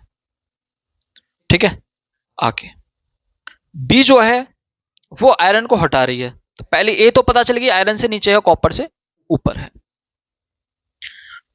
बी जो है वो आयरन को तो हटा रही है, मतलब ये आयरन से भी ऊपर है, तो मतलब ए से तो ज्यादा रिएक्टिव बी हो गई भाई, आयरन से ऊपर आ गई। जिंक के साथ कोई रिएक्शन नहीं हो रही है इसकी। सी आयरन से कोई रिएक्ट नहीं करता, ना इससे कोई रिएक्ट करता, ना इससे, ना सिल्वर को करता है, मतलब सिल्वर से थोड़ा ऊपर है, पर आयरन से तो अब भी डाउन है। हमारी सबसे अभी कौन सी क्रियाशील है, बी सबसे ज्यादा क्रियाशील है, अगर आप शायद समझ पा रहे हो तो। डी कोई भी अपक्रिया नहीं करती है, तो मतलब सबसे आपका आंसर होगा बी। बी आपकी सबसे ज्यादा रिएक्टिव है। हमने सबसे पहले यही टारगेट था कि कौन सी ज्यादा रिएक्टिव है। तो देखो ये तीनों ही आयरन को नहीं हटा पा रही, ना ए ना बी ना सी, लेकिन बी हटा पा रही है, तो बी हटा पा रही है तो ये कहीं आयरन से ऊपर यहां होगी, इनमें से कोई भी एक हो सकती है। तो उन सबसे जो आयरन को हटा नहीं पा रही वो नीचे होंगी, तो इन सबसे ऊपर हो गई बी। दूसरा क्वेश्चन, धातु बी को कॉपर सल्फेट के विलयन में डाला जाए तो क्या होगा, धातु बी को कॉपर सल्फेट के विलयन में डाला जाए, तो देखो ये यहां से कोई ऊपर आ रही है और कॉपर के सल्फेट के विलयन में डाल रहे हैं, मतलब कॉपर से मिलाना चाह रहे हैं, तो ऊपर वाली है कॉपर को हटा देगी। देखो अब क्या बनता है, तो क्या होगा, तो बी, यहां इसने पूछा है आंसर क्या होगा, तो ये कॉपर को डिस्प्लेस कर देगी, विस्थापन कर देगी, यहां हम लिखेंगे विस्थापन हो जाएगा। तीसरा, ए बी सी डी को अपक्रियाशीलता के घटते हुए क्रम में व्यवस्थित कीजिए, मतलब सबसे ज्यादा क्रियाशील तो आपकी बी है, आपको पता चल गई। अब पीछे के हिसाब पे आपको ये पहचानना पड़ेगा कि कौन सी ज्यादा रिएक्टिव, लेकिन सबसे ऊपर तो बी आएगी, सबसे ऊपर आएगी बी। अब देखो दूसरे नंबर पे यहां नीचे कौन सा आता है, ये देखो कॉपर, हमारे पास कौन कौन है, कॉपर है, जिंक है और सिल्वर है, मतलब इनमें आपस में ही हम चेक करके बता देंगे। तो जो ए है वो ना तो आयरन से अपक्रिया कर रही है, ना किसी से नहीं कर रही, ना ए ना सी ना डी, आयरन से नहीं कर रही, बट आपकी ए कॉपर को हटा रही है, ए कॉपर को हटा रही है, देखो कॉपर को हटा रही है, तो कॉपर से ऊपर आ रही है, लेकिन आयरन से नीचे आ रही है, तो ये दूसरे नंबर पे आ जाएगी। दूसरे नंबर पे कौन सी आएगी, ए। ठीक है, फिर तीसरा देखो, अब विस्थापन वाली बात आ रही है यहां, तो सी जो है ना तो वो आयरन हटा पा रही, ना कॉपर ना जिंक, वो हटा पा रही है सिल्वर, सिल्वर यहां हटा रही है। तो फिर ये वाली क्या हो गई कि हम देख रहे थे एफ ई जो ए थी, जो बी थी वो तो इससे ऊपर आ रही है, बी सबसे, फिर जो ए आ रही है इनके बीच में आ रही है, और जो कॉपर को हटा रही है, इसको एच जी को हटा रही है, इससे ऊपर आ रही है। तो तीसरे नंबर पे कौन सी होगी आपकी, सी होगी। फिर डी तो लास्ट वाले नंबर पे आ जाएगी, क्योंकि डी किसी को भी रिएक्ट नहीं करा रही है, ना तो वो आयरन को, ना कॉपर को, ना जिंक को, ना सिल्वर को। जब किसी के साथ रिएक्ट ही नहीं है तो सबसे नीचे लेस रिएक्टिव में पहुंच जाएगी, और ये आपका क्रम होगा। ये एनसीईआरटी का एक क्वेश्चन था जो मैंने आपको यहाँ सॉल्व कराया, मतलब वो दिखाया है कि आप पीछे सीखने के साथ साथ किस तरह से उसको इंप्लीमेंट करेंगे, कैसे आप उसे समझ पाएंगे। ये क्वेश्चन है जो आपको पेपर में मिल सकते हैं, उनके आंसर आप देख लीजिए। विद्युत रासायनिक श्रेणी का महत्व एवं विशेषताएं समझाइए। उत्तर देखो, विद्युत रासायनिक श्रेणी की सहायता से धातुओं की क्रियाशीलता की तुलना की जा सकती है। बहुत ईजी है, आप बता सकते हो कौन कितनी ऊपर, सिर्फ आपने पैटर्न बनाया हुआ है, आप बता सकते हो ऊपर वाली नीचे से ज्यादा क्रियाशील है, तो आप झट से बता सकते हो कि कौन ज्यादा क्रियाशील है। तो इसका ये पहला बेनिफिट हुआ। दूसरा, विद्युत रसायन श्रेणी की सहायता से हाइड्रोजन विस्थापित कर पाने की क्षमता की जानकारी मिल जाएगी। जो हाइड्रोजन से ऊपर आ रही है वो विस्थापित कर रही होंगी, जो नीचे आ रही है विस्थापित नहीं कर पा रही होंगी। देख के तुरंत बता दो कि कौन हाइड्रोजन को हटा रही है, कौन हाइड्रोजन को नहीं हटा रही है। तीसरा, विद्युत रसायन श्रेणी की सहायता से विभिन्न ऑक्सीकारकों की ऑक्सीकारक क्षमता तथा विभिन्न अपचायों की अपचायक क्षमता की तुलना की जा सकती है। कौन ऑक्सीजन को ज्यादा जोड़ पाने की क्षमता, किसको हाइड्रोजन हटा पाने की क्षमता, ये भी हम इससे देख पाएंगे। आप इसे याद कर लेना। क्वेश्चन अगला, क्या होता है जब कॉपर सल्फेट विलयन में लोहे की कील को डुबोया जाता है? तो मेन टारगेट है कॉपर और दूसरा है लोहा। तो हम देखते हैं कि जो लोहा है वो ऊपर आता है, कॉपर नीचे आता है। तो कॉपर सल्फेट के विलयन में लोहा डालेंगे तो लोहा कॉपर को हटा देगा और विलयन बनेगा लोहे का, लोहा सल्फेट बनेगा। देखो, जब कॉपर सल्फेट के विलयन में लोहा डाला जाता है तो लोहा कॉपर को विस्थापित कर देता है, क्योंकि वो सक्रियता श्रेणी में ऊपर आता है। क्योंकि सक्रियता श्रेणी में Fe कॉपर से ऊपर आता है और लोहे की कील पर तांबा चिपक जाता है। अगला प्रश्न, तांबा तो सिल्वर नाइट्रेट विलयन से सिल्वर विस्थापित करता है, किंतु सिल्वर जिंक को जिंक नाइट्रेट विलयन से विस्थापित नहीं कर पाता। बस समझ जाओ, जो जिसको विस्थापित नहीं कर पा रहा वो सक्रियता श्रेणी में उससे नीचे आ रहा होगा। सीधा सीधा आंसर रट लेना। अगर बोल रहा है इसको विस्थापित नहीं कर पा रहा, तो मतलब बोल दो कि ये इससे नीचे है सक्रियता श्रेणी में, इसको विस्थापित नहीं कर पाएगा। सब बात को समझ लो, एक ही इसका आंसर है। गला सूख रहा है मेरा, आप देख लो। आगे रिएक्शन है, इंपॉर्टेंट है, थर्मेट रिएक्शन। थर्मेट अपक्रिया क्या है? वह अपक्रिया जिसमें Al मतलब एल्युमिनियम पाउडर, Al है ये एल्युमिनियम पाउडर, किसी धातु ऑक्साइड, उसमें हम आयरन ऑक्साइड भी ले सकते हैं, अन्य ऑक्साइड भी ले सकते हैं, के साथ मिलकर अत्यधिक गर्मी पैदा करता है और उस धातु को गलत अवस्था में प्राप्त करता है। यह अपक्रिया थर्मेट अपक्रिया कहलाती है। वह अपक्रिया जिसमें ऑक्सीजन, वो एल्युमिनियम पाउडर किसी भी धातु ऑक्साइड के साथ रिएक्ट करके बहुत ज्यादा ऊष्मा यानी हीट पैदा करता है और उसे गलत अवस्था में पैदा करता है, वो क्रिया थर्मेट अपक्रिया कहलाती है। इसका उपयोग कहां करते हैं? रेल की पटरियों और मशीन पुर्जों को जोड़ने में। रेल की पटरियां देखते हैं हम, गाटर हमारे पास कोई 10-10 किलोमीटर के, 50 किलोमीटर या 100 किलोमीटर के गाटर नहीं होते, तो उनमें क्या होता है, एक गाटर को दूसरे गाटर के साथ लिंक करने के लिए, बीच में कोई क्रैक ना हो, वो ज्यादा क्रैक ना दे जाए, इसलिए वो दूर ना हट जाए, इसके लिए हम उसको जोड़ देते हैं। और जोड़ने के लिए हमें थर्मेट रिएक्शन यूज करते हैं, क्योंकि वहां हम वेल्डिंग नहीं करेंगे, वहां बीच में लोहा आ जाना चाहिए। तो हम एल्युमिनियम पाउडर और धातु आपके आयरन ऑक्साइड का, दोनों का पाउडर लेते हैं, पाउडर को उसके अंदर फॉर्म करते हैं, ग्लास किसी उससे बर्तन से या किसी चीज से जो उससे भी ज्यादा टेम्परेचर को झेल सकती है, उससे हम उसे बंद करते हैं और उसमें भरने के बाद उसे टेम्परेचर देते हैं। जब वो गर्म करते हैं तो फिर क्या होगा, गर्म होने से वो रिएक्शन होती है। मतलब ऐसा नहीं है दोनों को चीजों को मिला देंगे तो अपने आप हो जाएगी, उनको भी गर्म करना पड़ेगा हायर बर्नर से, फिर वो बर्नर से टेम्परेचर, इग्निशन टेम्परेचर तक पहुंचेगा, फिर उसके अंदर वो रिएक्शन होना शुरू होगी और जो भी धातु पिघलेगी, देखो हमें धातु जो एल्युमिनियम ऑक्साइड तो अलग मिल जाएगा और जो धातु थी वो मेल्ट होकर उस दरार में अंदर चली जाएगी और पूरा बेल्ट हो जाएगा बहुत अच्छी तरह से। ये इसकी कुछ बातें थी जो अपने आप नहीं होती है, इसके लिए हमें एक्सटर्नल हीट देनी पड़ती है। ये इसकी रिएक्शन है जिसे आप याद करेंगे। आपका लास्ट पॉइंट की तरफ हम चल रहे हैं, धातुओं का निष्कर्षण। मतलब धातुओं को कैसे एक्सट्रैक्ट किया जाता है, कैसे बाहर निकाला जाता है, कैसे प्राप्त होती है धातु, समझो। खनिज क्या है? पेपर में क्वेश्चन आता है खनिज क्या है, एक ही नंबर में 2-2 नंबर पूछे जाते हैं। पृथ्वी की भूप्रॉपर्टी मतलब पृथ्वी की जो सतह है में प्राकृतिक रूप से पाए जाने वाले तत्वों यौगिकों को खनिज कहते हैं। दूसरा, अयस्क क्या है? उस खनिज को, अच्छा ये थोड़ा सा वो हो गया, जिसमें, ये पूरा एक वर्ड है, जिसमें किसी धातु को सरलतापूर्वक तथा कम खर्चे में अलग किया जा सकता है, उस धातु का अयस्क कहलाता है।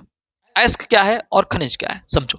खनिज तो यह है, हमें कोई भी ऐसी कोई चीज मिली और जिसमें कोई मेटल मिलती है, इसमें आयरन मिलता है, हमें आयरन का प्रॉपर आयरन तो नहीं मिलेगा, आयरन उसमें मिला हुआ होगा किसी भी अदर फॉर्म के साथ। तो हमने इस टुकड़े को, आयरन जिसमें मिला हुआ है उसको लिया, और दूसरा हमें एक और टुकड़ा मिलता है उसमें भी आयरन मिला हुआ है, हम दोनों को तोड़ के अलग आयरन निकालना चाहते हैं। जब आप अलग आयरन निकालना चाहोगे तो एक टुकड़े में कम खर्चे में ज्यादा लोहा मिल गया और एक टुकड़े में कम खर्चे में कम लोहा, ज्यादा खर्चे में कम लोहा मिला है, तो आप इसको नहीं तोड़ोगे, इस वाले को, भाई जिसमें लोहा कम मिल रहा है, खर्चा ज्यादा आ रहा है, आप इस वाली खदान को नहीं खोदोगे, आप इस वाली को खोदोगे। तो ये वाला जो होगा, भाई देखो दोनों ही अयस्क हैं, पर आप अयस्क उसको बोलते हैं, उस खनिज को ये भी खनिज है और ये भी खनिज है, जिसमें कम खर्चे में ज्यादा माल हमें मिलेगा, उसको हम अयस्क बोलते हैं। ठीक है, यानी उस खनिज को जिसमें किसी धातु को सरलतापूर्वक कम खर्चे में अलग किया जा सकता है, उस धातु का अयस्क कहलाता है। कुछ धातुओं के अयस्क मैंने दे रखे हैं जो पेपर में सीधे सीधे पूछे जाते हैं। एक कॉपर पायराइट है, CuFeS2, इनके सीधी फुल फॉर्म भी पूछ ली जाती है, मतलब इनका केमिकल नेम भी पूछ लिया जाता है, केमिकल सूत्र भी पूछ लिया जाता है। ये कॉपर का है, एल्युमिनियम का बॉक्साइट है, लेड का गैलेना है, जिंक का जिंक ब्लेंडी है, आयरन का हेमेटाइट है, आयरन का मैग्नेटाइट भी है, और कैल्शियम का जिप्सम है, और पारे का सिनेबार है। पूछा गया है, ये बॉक्साइट पूछा गया है, गैलेना पूछा गया है, ये आपके जो कंपटीशन एग्जाम होते हैं उनमें भी पूछे जाते हैं। 10th में अच्छे से तैयारी कर लोगे तो ऐसा नहीं कुछ स्किप करोगे, पेपर में नहीं भी पूछी जाती, तो उन्हें भी अगर थोड़ा सा अच्छा बना के चलोगे ना, तो आगे कंपटीशन में भी बहुत ज्यादा बेहतर तुम्हें ये काम करेगा। अब ये कैसे कैसे हम इन्हें बाहर निकालते हैं, तो हम खनिज और अयस्क की बात कर ली। सक्रियता श्रेणी में सबसे नीचे पाई जाने वाली धातु कम क्रियाशील होती है, हमें पता है, सबसे ऊपर ज्यादा क्रियाशील होती है। तो ये स्वतंत्र अवस्था में पाई जाती हैं, सोना, चांदी, प्लेटिनम, कॉपर। और इनको कैसे करते हैं, ये तो सीधी सीधी मिल जाएंगे। अब दिक्कत आती है कि जो सबसे ऊपर हाईली रिएक्टिव है और कम रिएक्टिव है, उनको कैसे बाहर निकालेंगे। भाई तो सीधा मिल जाएगा, सोना, चांदी, प्लेटिनम, कॉपर, इनको बहुत ज्यादा हमें एक्सेप्ट करने की जरूरत नहीं पड़ेगी। सक्रियता श्रेणी में नीचे आने वाली धातुओं का निष्कर्षण इस तरह से होगा, क्योंकि स्वतंत्र रूप में पाई जाती है, पर करेंगे कैसे।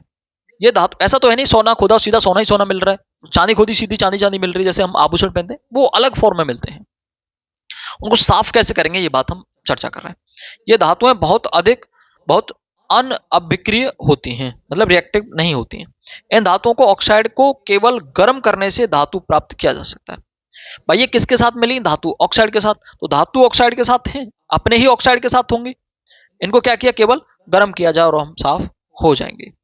जैसे सिनेबार है, क्या है, पारा, HgS, मरकरी का एक अयस्क है सिनेबार। वायु में गर्म करने पर यह सबसे पहले मर्क्यूरिक ऑक्साइड यानी HgO में बदलेगा तथा और अधिक करने पर मर्क्यूरिक में बदल जाएगा। पारा है, सल्फाइड फॉर्म में है, S फॉर्म में, सल्फाइड फॉर्म में है, हमें इसको ऑक्साइड फॉर्म में लेके जाना है। और ऑक्साइड फॉर्म में जब कोई भी चीज चलेगी, मैंने देखो यहां लिखवाया है, धातु ऑक्साइड को केवल गर्म करने से साफ किया जा सकता है। अगर धातु तुम्हें ऑक्साइड की फॉर्म में मिल गया है या वहां आप लेके चले गए हो, तो फिर वो बस गर्म करो, साफ हो जाएगा। तो पहले समस्या है कि सल्फाइड में है तो उसको ऑक्साइड में बदलो, फिर ऑक्साइड को गर्म करो तो वो सीधा मेटल आपको प्राप्त हो जाएगी। ये इसकी रिएक्शन दे रखी है, HgS है, ऑक्सीजन के साथ रिएक्ट कराया, टेम्परेचर दिया, यानी कि उसको गर्म कर रहे हैं, तो HgO ऑक्साइड फॉर्म में आ गया, और सल्फर डाइऑक्साइड गैस, बहुत ही खतरनाक गैस, ये बाहर निकल गई, जो कि ये अम्लीय फॉर्म की है। फिर देखो HgO को फिर हमने गर्म किया, वही वापस फिर ऑक्सीजन बाहर निकली, और सिर्फ हमें क्या मिला, H। इस प्रकार कॉपर को भी प्राप्त किया जा सकता है, कॉपर ऑक्साइड सल्फाइड में मिल रहा है, वही सेम रिएक्शन आप याद रखेंगे। इसको बैलेंस कर दिया जो ब्लैक ब्लैक कलर से है मैंने।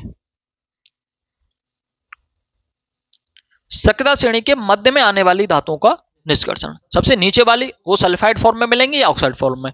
अगर ऑक्साइड में मिल रही सीधा गर्म करो, सल्फाइड में तो पहले ऑक्साइड फॉर्म में लेकर जाओ, फिर उन्हें सीधा साफ कर लो। सक्रियता श्रेणी में मध्य में आने वाली धातु अभिक्रियाशीलता में मध्यम में होती हैं। प्रकृति में यह प्राय सल्फाइड और कार्बोनेट फॉर्म में मिलती है, जैसे हमने भी देखा था वो भी सल्फाइड में थी। ये किस किस में है, वो जैसे नीचे वाली थी वो सल्फाइड और ऑक्साइड की फॉर्म में, मध्यम में आने वाली सल्फाइड और कार्बोनेट की फॉर्म में मिलती हैं।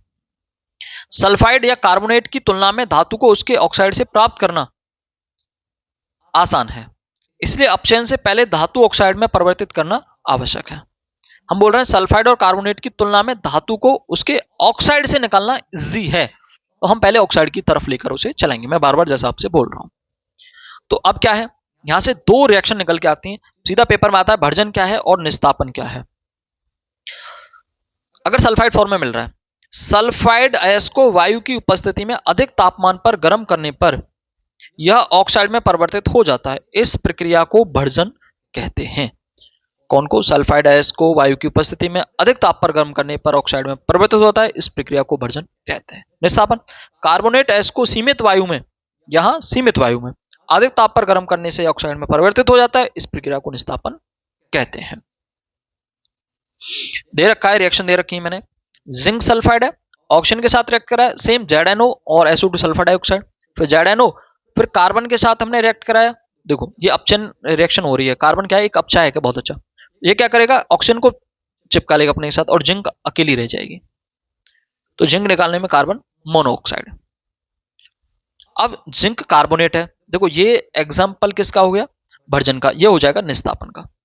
ZnCO3 है, और देखो जिंक यहाँ सल्फाइड की फॉर्म में है, जिंक है कार्बोनेट की फॉर्म में, दोनों जिंक ही निकाल रहे हैं हम। ZNO बना और CO2 बनी। अब ZNO को फिर कार्बन के साथ रिएक्ट कराओ, ZnS बनी, और क्या बना साथ में, सॉरी S कहां से आ गया इसमें, एक मिनट, Zn मिलेगा सिर्फ, और साथ में मिली CO। ये रिएक्शन क्या कहलाई, ये आपकी कहलाई निस्तापन। मैंने एक लाइन और लिख दी है, यहां कार्बन अपचायक का कार्य करता है, अपचायक, ऑक्सीकारक और एक होते हैं अपचायक। ऑक्सीकारक जो ऑक्सीजन छोड़ने का काम करते हैं, किसी को ऑक्सीजन देने का काम करते हैं, अपचायक जो ऑक्सीजन लेने का काम करते हैं। तो HNO3 मैंने बोला था ना, वो अपचायक, वो है ऑक्सीकारक है, ऑक्सीजन देता है, हाइड्रोजन को ऑक्सीजन देता है, और अपचायक जो ऑक्सीजन को लेने का काम करते हैं, कैचअप करते हैं उनका। अपचायक का प्रयोग करने के अलावा अधिक क्रियाशील धातुओं के साथ क्रिया करा के भी हम धातु को अलग कर सकते हैं। भाई कम से ज्यादा क्रियाशील धातु के साथ करा दो, वो वहां चली जाएगी। जब मैग्नीज डाइऑक्साइड को एल्यूमिनियम चूड़ के साथ गर्म किया जाता है, तब भी ऐसा ही होता है। देखो हमें चाहिए मैग्नीज, अब मैग्नीज क्या है, एल्यूमिनियम ऊपर आता है, तो अब मैग्नीशियम नहीं है, ये मैग्नीज है। अब मैग्नीज को हमें अलग करना है, तो ऑक्सीजन के साथ रिएक्ट, एल्यूमिनियम के साथ रिएक्ट करा दो थर्मेट वाली। अब इसमें क्या होगा, देखो MnO2 प्लस एल्यूमिनियम, Mn अलग मिल जाएगा, Al2O3 अलग मिल जाएगा, और हीट अलग निकलेगी। यह विस्थापन अधिक, बहुत अधिक ऊष्मा छेपी है, हीट बहुत ज्यादा निकलती है इसके अंदर। इसमें ऊष्मा इतनी अधिक निकलती है कि धातु गलित अवस्था में प्राप्त होती है, जो मेल्टिंग फॉर्म में यानी घुलित अवस्था में मिलती है हमें। आ गया थर्मेट अभिक्रिया, मैंने पीछे ही बोला था, और थर्मेट अभिक्रिया वापस भी मैंने यहां लिख दी है। क्या है, बस वो मेल्ट अवस्था में मिलना चाहिए। आयरन ऑक्साइड के साथ एल्यूमिनियम की अभिक्रिया का प्रयोग रेल की पटरियां एवं मशीन पुर्जों की दरारों को जोड़ने के लिए किया जाता है। इस अभिक्रिया को थर्मेट अभिक्रिया कहते हैं। दो तरीके से मैंने इसकी रिएक्शन आपको वो परिभाषा बता दी है। शायद आपको ये वीडियो बहुत ज्यादा लंबी लग रही हो, तो आप 2 बार में देख लेना, बाकी कोशिश करना चाहे 1 घंटे की 2 घंटे की, एक बार में ही देखो, चाहे फास्ट मोड में ही क्यों ना देखो। तो सक्रिय श्रेणी में सबसे ऊपर आने वाली धातुओं का निष्कर्षण आपसे लास्ट रह गया है, सबसे ऊपर वाली धातुओं का निष्कर्षण रह गया है, बस 10 मिनट की वीडियो और रह गई है। सक्रिय श्रेणी में सबसे ऊपर आने वाली धातु अत्यधिक अभिक्रियाशील होती हैं। इन धातुओं की बंधुता कार्बन की अपेक्षा ऑक्सीजन के प्रति अधिक होती है, मतलब कार्बन के साथ कम बॉन्ड बनाती हैं, लेकिन ऑक्सीजन के साथ प्रति अधिक बॉन्ड बनाती हैं। इन धातुओं को विद्युत अपघटनीय अपचयन द्वारा प्राप्त किया जाता है, मतलब विद्युत अपघटन के द्वारा हम इन्हें साफ करेंगे। सोडियम को, मैग्नीशियम को, कैल्शियम को उनके गलत क्लोराइडों के विद्युत अपघटनीय से प्राप्त किया जाता है। क्या क्या करना है देखो, अब इसमें होगा क्या, डायग्राम भी हम समझेंगे कि जो सोडियम है, मैग्नीशियम है, कैल्शियम को उनके गलत क्लोराइड के विद्युत अपघटन से प्राप्त किया जाता है।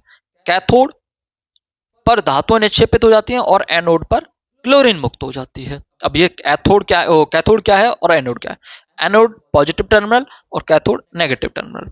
अभी हम बात करेंगे, जैसे सोडियम है, ठीक है, अब ये क्या है, cathode negative terminal, negative electron, और इसने क्या बनाया, सोडियम। क्लोरीन क्लोराइड है, ये क्या करेगी, क्लोरीन ऐड हो जाएगी उसके साथ, पॉजिटिव के साथ, और बनाएगी। एल्युमिनियम ऑक्साइड के विद्युत अपघटनीय अपचयन से एल्युमिनियम प्राप्त किया जाता है। एल्युमिनियम ऑक्साइड के विद्युत अपघटनीय अपचयन से एल्युमिनियम प्राप्त किया जाता है। कैसे प्राप्त किया जाता है, अगर क्वेश्चन आ जाता है तो आप इस तरह से बता दोगे। अब आगे की बात आई, देखो ये हो गया। अब ये परिष्करण है, मतलब उनका सफाईकरण। धातु तुमने मिल गई, पर ऐसा नहीं है कि ये प्योर फॉर्म में है, फिर भी इनको साफ करना पड़ेगा। विभिन्न अपचयन प्रक्रमों से प्राप्त धातुएं पूर्ण रूप से शुद्ध नहीं होती, इनमें अपद्रव होते हैं। धातुओं से अपद्रव को हटाने के लिए सबसे अधिक प्रचलित विधि विद्युत अपघटनी का परिष्करण नीचे दिया गया है।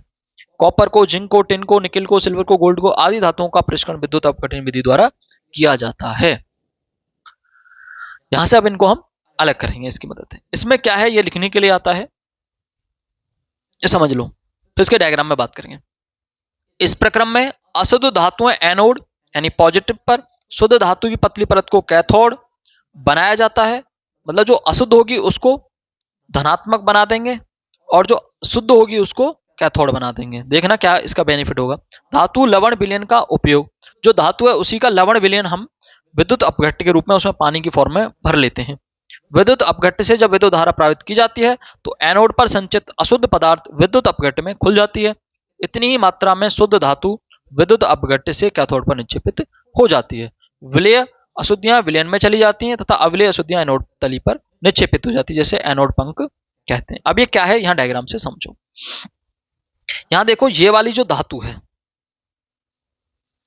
ये है एनोड और ये है cathode. Sorry, cathode negative, anode positive. अब देखो मैंने क्या लिखा था, अशुद्ध धातु की एनोड, ये जो है एनोड माने अशुद्ध धातु की बनाई है। मतलब आपके पास जो भी धातु है प्योर नहीं है, जैसे आपने जो भी लिया है, जैसे आपने कॉपर निकालना चाह रहे हैं तो आपके पास कॉपर है तो कॉपर की आपने मोटी रॉड ली और जो शुद्ध की है उसकी पतली रॉड लो, ये ले ली आपने। हमने इनके दोनों तारों को बैटरी से कनेक्ट कर दिया, अशुद्ध वाली को पॉजिटिव टर्मिनल से और शुद्ध वाली को नेगेटिव, तभी तो मैंने कैथोड बोला है, इसको एनोड बोला है। और नीचे आपने इसमें क्या भर दिया, जिनमें डुबो रखा है कॉपर का क्या भर दिया, सॉल्यूशन। कॉपर सल्फेट का विलयन है इसमें, उसी का लवण चाहिए हमें। अब क्या होगा, जैसे ही करंट फ्लो करोगे तो यहां से एनोड से कॉपर निक्षेपित होगी इसकी तरफ, और इसमें से जो भी गंदगी होगी वो नीचे जमा होगी, यहां नीचे गिरती रहेगी, जिसे हम एनोड पंख कहते हैं, अशुद्धियां बोलते हैं। ये तांबे का विद्युत अपघटनीय परिष्करणता, क्योंकि आपके सिलेबस में सिर्फ कॉपर का दे रखा, तांबे का दे रखा और किसी चीज का नहीं दे रखा। आगे संचारण क्या है, सबसे पहले वाले चैप्टर में पढ़ा होगा आपने, जब कोई धातु अपने आसपास अम्ल, आर्द्रता आदि के संपर्क में आती है तब यह संचारित होती है और इस प्रक्रिया को संचारण कहते हैं। इससे बनने वाले क्वेश्चन कौन कौन से हैं, खुली वायु में छोड़ देने पर सिल्वर की वस्तुएं काली हो जाती हैं, क्यों? इसका एग्जाम वो देख लो आंसर। सिल्वर का वायु में उपस्थित सल्फर के साथ अभिक्रिया कर सिल्वर सल्फाइड की परत बनने के कारण ऐसा होता है। चांदी पे काली परत बनती है ना, तो क्या होता है कि हवा में जो भी उपस्थित सल्फर है उसे सिल्वर सल्फाइड बनेगा, और जो ब्लैक कलर का है और वो ब्लैक करेगा। कॉपर पर हरे रंग की परत चढ़ जाती है, बताओ, देखो आंसर। कॉपर वायु में उपस्थित आर्द्र कार्बन डाइऑक्साइड के साथ अभिक्रिया करता है और हरे रंग की परत चढ़ जाती है। परत बेसिक कॉपर कार्बोनेट होता है। आगे आ जाओ, मिश्र धातु क्या है? दो या दो से अधिक धातुओं को समांगी मिश्रण को मिश्र धातु कहते हैं। दो या दो से दो धातुओं को मिला दो, अधिक धातुओं को, तो क्या बन जाएगा, मिश्रण बन जाएगा, जिन्हें एलॉय भी बोलते हैं, हम इसको इंग्लिश में एलॉय भी बोलते हैं। तुमने देखा होगा एलॉय रिम, वो मिश्र धातु की रिम होती है, सिंगल किसी भी, ना लोहे की है, ना वो किसी चांदी की है, ना जिंक की है, ना स्टील की है, उसमें कई चीजें मिली हुई होती हैं, एलॉय होते हैं, उसको इंग्लिश में एलॉय बोलते हैं, मिश्र धातु को। शुद्ध धातु की अपेक्षा मिश्र धातु की विद्युत चालकता और गलनांक कम होता है। अब ये क्वेश्चन पूछा था, अमलगम क्या है? धातु और पारे के मिश्रण को अमलगम कहते हैं। कोई भी धातु पारे के साथ मिला दो, अमलगम बन जाएगा। पीतल, तांबे तथा जस्ते से बनी मिश्र धातु है। पीतल, तांबे तथा जस्ते से बनने वाली धातु है। कांसा क्या है? कॉपर और टिन से मिलकर बनने वाली धातु है, मिश्र धातु है। कौन? पीतल। अगर पूछे पीतल किस किस से मिलकर बनेगी, तो कॉपर से और जिंक से, Cu प्लस जिंक बनाओ और आपको मिलेगा पीतल। कांसा बनाना है आपको, तो कॉपर प्लस टिन, आपको बनेगा कांसा। ठीक है। मिश्र धातु कांसा विद्युत की कुचालक है, इसमें से करंट फ्लो नहीं होगा। सोल्डर, सीसा एवं टिन, जो का सोल्डर बनता है ना, सीसा एवं टिन से बनने वाली मिश्र धातु है जिसका गलनांक बहुत कम होता है। सोल्डर आपने देखा होगा, टांके वगैरह लगाते हैं किसी भी चीज में, तो एक पतला सा वायर होता है, इसको ऐसे करके टच करते हैं और फिर गर्म करने के साथ वो मेल्ट हो जाता है, क्योंकि उसका गलनांक बहुत कम होता है। वो भी एक मिश्र धातु जिसे सोल्डर बोल रहे हैं, वो किस किस से मिलकर बना है? सीसा, पीबी से, लेड से और टिन से, एसन से, इन दोनों से मिलकर बना होता है। तो क्वेश्चन आएगा, पीतल किससे मिलकर बनने वाली धातु है, मिश्र धातु है। कांसा किस किस से मिलकर मिलने वाली मिश्र धातु है, और सोल्डर किससे मिलकर बनने वाली धातु है। तो इस तरह से क्वेश्चन आते हैं। ठीक है, तो आपका यहां चैप्टर होता है फिनिश। जो भी अगर कोई डाउट रहा हो तो आप कमेंट करके जरूर बताइएगा। आप कमेंट जरूर करिए कि गलत लगा, सही लगा, जो भी लगता है आपको कमेंट जरूर करें, और पढ़ाई करते रहिएगा। All the best.